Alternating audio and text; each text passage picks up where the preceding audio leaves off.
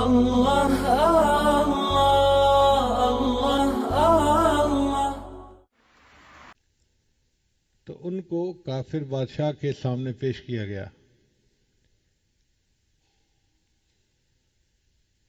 اب کافر بادشاہ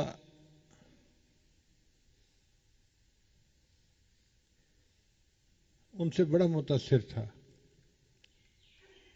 کتابوں میں لکھا ہے کہ کافر بادشاہ نے ان کو تنہائی میں بلایا اور کہا کہ اگر تمہارے خلیفہ عمر ابن خطاب اپنی بیٹی کا نکاح میرے ساتھ کر دیں تو میں مسلمان ہونے کو تیار ہوں۔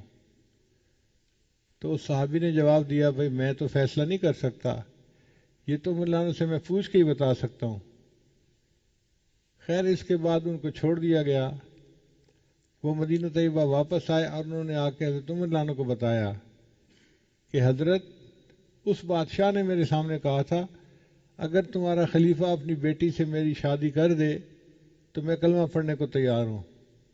تو عمر رضی اللہ عنہ نے فرمایا کہ تم نے ہاں کیوں نہ کر دی؟ اے اللہ کے امیر المومنین، میں تو نہیں ہاں کر سکتا تھا، یہ تو آپ سے پوچھنا تھا، آپ نے بیٹی سے پوچھنا تھا، اگر رضامند ہوتی پھر نکاح ہونا تھا۔ تو عمر رضی اللہ عنہ نے جواب دیا کہ عمر کی بیٹی کی شان اور بڑھ جاتی اگر اس کی وجہ سے کوئی بندہ ہدایت کو قبول کر لیتا، اس کی شان اور بڑھ جاتی اگر اس کی وجہ سے کوئی بندہ کلمے کو قبول کر لیتا۔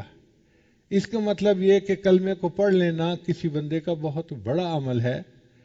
ہر ممکن کوشش کرنی چاہیے کہ لوگ کلمہ پڑھیں اور مسلمان بن جائیں۔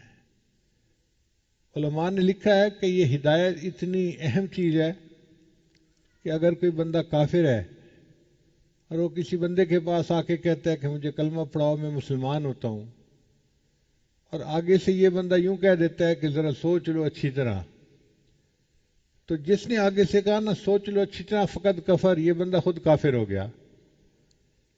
بھئی ہدایت کے لیے سوچنے کا کیا مسئلہ ہے؟ اگر وہ کہتا ہے کہ کلمہ پڑھاؤ تو بس اس کو کلمہ پڑھاؤ تاکہ وہ دین میں داخل ہو جائے۔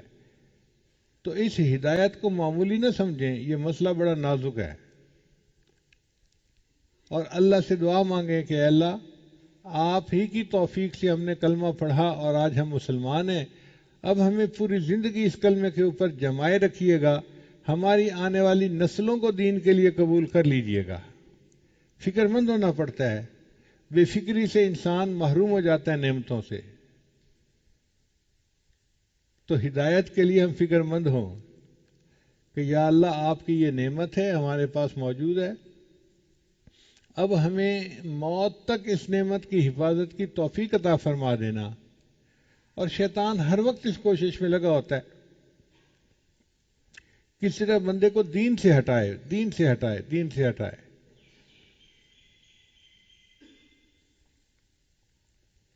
حتیٰ کہ جب موت کا وقت آتا ہے تو شیطان اس بندے کے ماں لا الہ الا اللہ، لا الہ الا اللہ، لا الہ الا اللہ، لا الہ الا اللہ، لا الہ الا اللہ۔